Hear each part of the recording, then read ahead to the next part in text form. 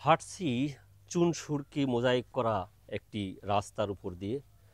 মনে হচ্ছে যেন আমি ২৫০০ বছর আগের কোনো এক রাজা, হয় অসম রাজা, না হয় গঙ্গাঋদ্ধি রাজা।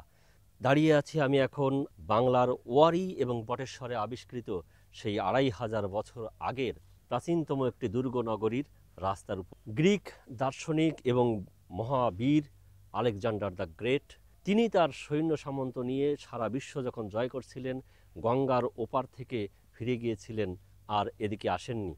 তিনি জেনেছিলেন যে গঙ্গার এপারে গঙ্গাঋদ্ধি নামক রাজা রয়েছে এবং তার প্রতাপাদিত্য আধিপত্য মহাপরাক্রমশালী। তার ৬০০০ পদাতিক বাহিনী, ১ সহস্র অশ্ববাহিনী এবং ৭০০ হস্তি বাহিনীর সঙ্গে লড়াই করার সাহস স্বয়ং বীর আলেকজান্ডার দ্য গ্রেটও দেখিয়ে যাননি।